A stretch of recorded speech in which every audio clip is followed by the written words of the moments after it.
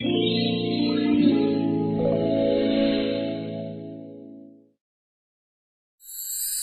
के पत्तों के पराठे।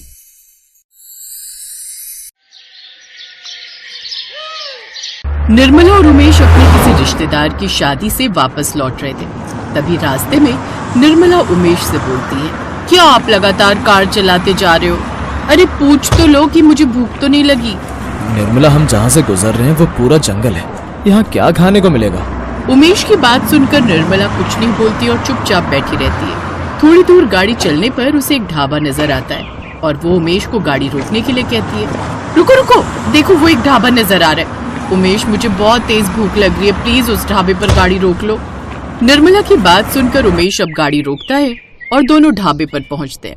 ढाबा बाहर से भी बहुत खूबसूरत था और अंदर से भी, जिसे देख निर्मला कहती है, शहर से इतनी दूर इतना खूबसूरत ढाबा किसी ने सोचा भी नहीं होगा। शहर से इतनी दूर है ये ढाबा, तभी तो इतना खाली है। वैसे भी मुझे कुछ अजीब लग रहा है, जितना खूबसूरत ये दिख रहा है, देखना यहाँ का खाना उतना अच्छा नहीं होगा। आप ना कुछ भी कहते हो। निर्मला की बात सुनकर उमेश उसके साथ ढाबे पर बैठ जाता है और तभी वहाँ वेटर आता है और उन लोगों से उनका ऑर्डर पूछता है। जी बताइए, आपके लिए क्या लगा दूं?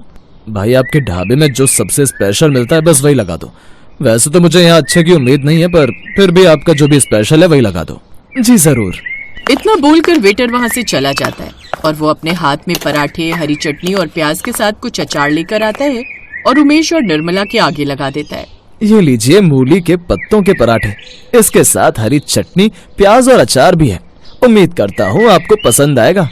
मूली के पत्तों के पराठे?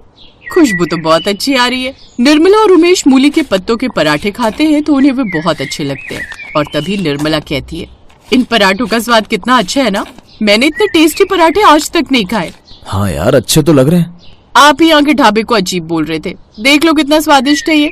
इतना बोलकर निर्मला हंसने लगती है और वो दोनों पराठे खाकर वहाँ से चल देते हैं। थोड़ी देर में वो अपने घर पहुँच जाते हैं।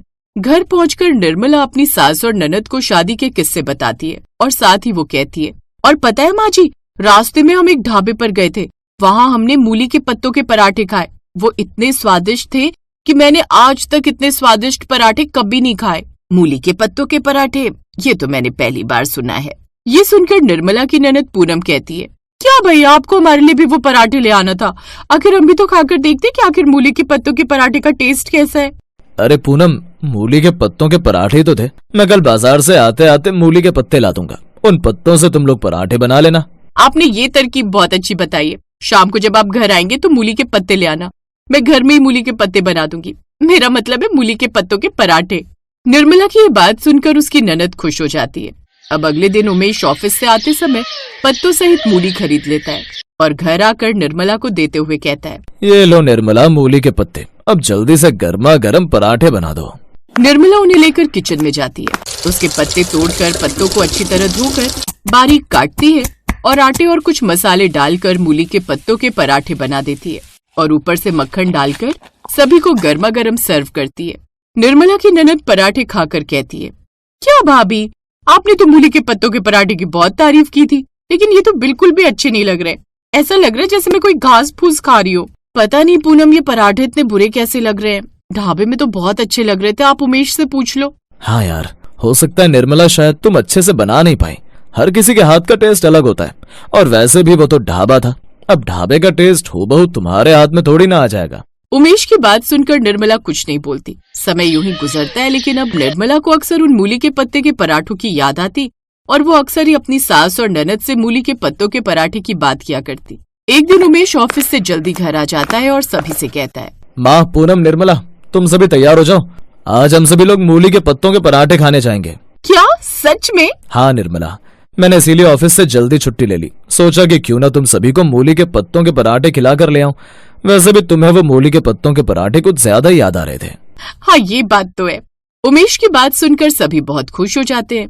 सभी लोग जल्दी जल्दी तैयार हो, सभी लोग कार में बैठकर निकल पड़ते हैं मूली के पत्तों के पराठे खाने। जल्दी ही वे लोग उस ढाबे पर पहुंच जाते हैं। उमेश वेटर को कहता है, भाई, पिछली बार की तरह इस बार भी हमें गर्मा गर्म मूली के पत्तों के पराठे खिला दो। जी साहब, अभी लाता हूँ। अब वेटर उनके लिए मूली के पत्तों के पराठे ले आता है और सभी लोग मूली के पत्ते के पराठे खाते हैं। उन सभी को वो पराठे बहुत पसंद आते हैं और तभी पूनम उसकी तारीफ करते हुए कहती है, सच में भैया ये पराठे तो लाजवाब हैं। काश हमें इसकी रेसिपी मिल सकती। पर बेटा ढाबे वाला भला हमें अपनी रेसिपी क्यों देंगे?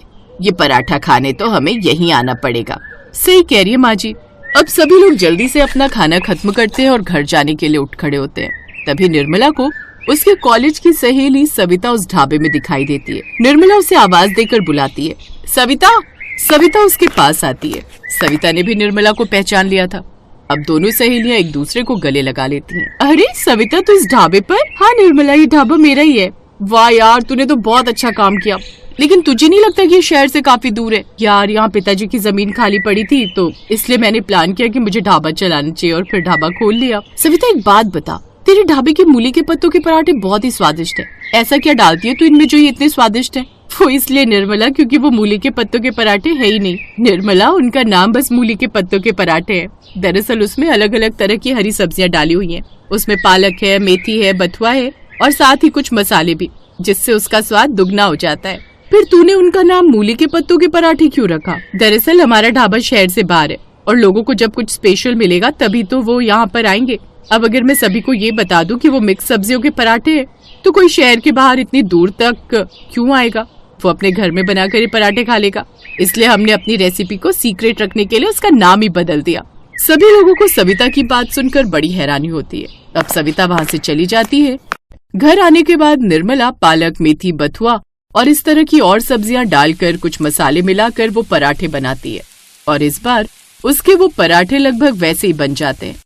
निर्मला ये देखकर बहुत खुश होती है और अब सभी खुशी खुशी उन पराठों को खाते हैं। सच में बहू, भले ही तूने उस पराठे जैसे पराठे ना बनाए, लेकिन उससे कम भी नहीं बनाए हैं। बहुत स्वादिष्ट बनाए हैं तूने पराठे। इस तरह सभी लोग हंसते हुए उन पराठों को एंजॉय करते हैं और जब भी निर्मला को या घर में किसी को भी मूली के पत्तों के पराठे खाने का मन करता तो वो बनाकर खा लिया करती।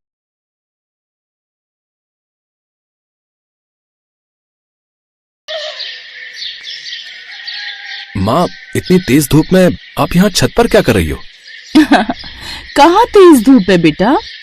उफ, 2 मिनट के अंदर ही यहाँ खड़े खड़े मेरे पैर जलने लगे और आप कह रही हो कि धूप तेज नहीं लग रही? अरे अगर इतनी कोमल बनूंगी तो तेरे लिए बढ़िया सा अचार कैसे बना पाऊंगी? बता।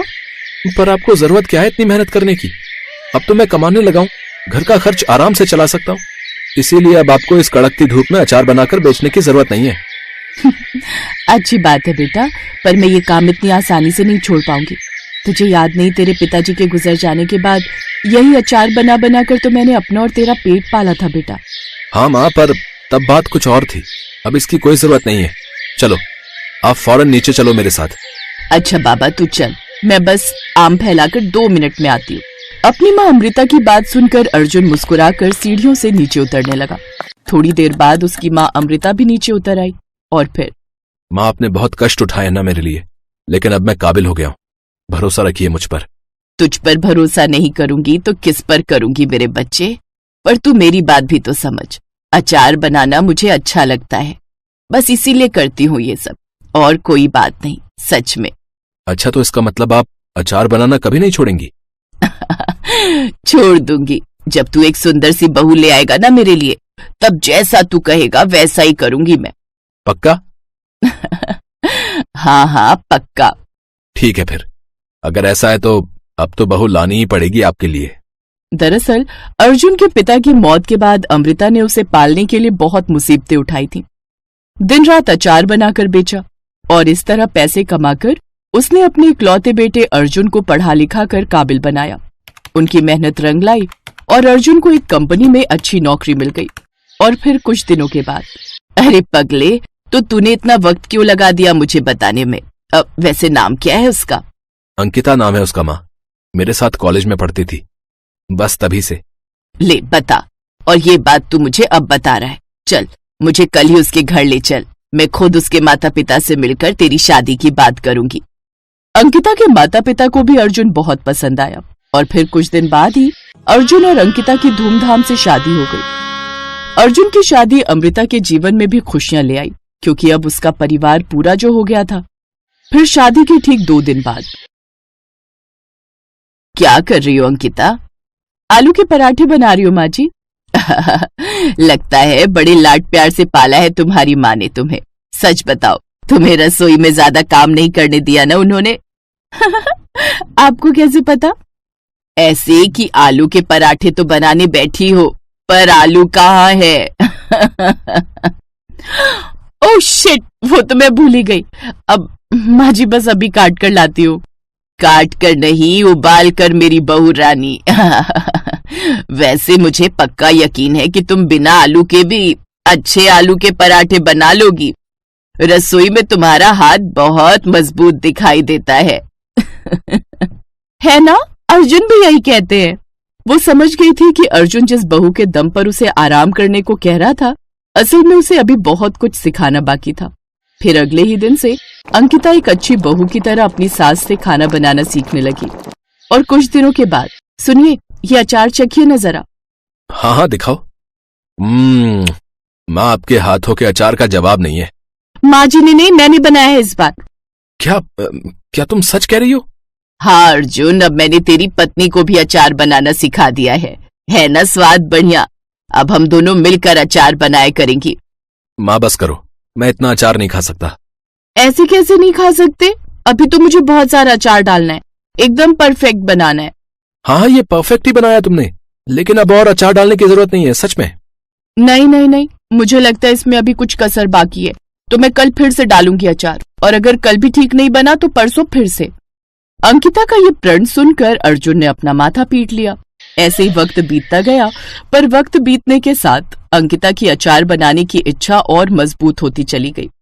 वो रोज अच्छा अचार बनाने की कोशिश करती, और फिर एक दिन उसने अचार बनाने में महारत हासिल कर ही ली।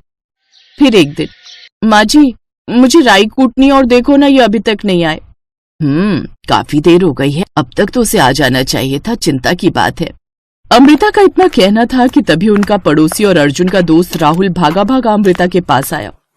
चाची जल्दी चलो, अर्जुन का एक्सीडेंट हो गया है, पुलिस उसे अस्पताल लेकर गई है। राहुल की बात सुनते ही अमृता और अंकिता के होश उड़ गए। दोनों फौरन अस्पताल पहुंचे और फिर, डॉक्टर मैं अर्जुन की पत्नी हूँ, क्या हुआ उन्हें, कैसे है वो अब?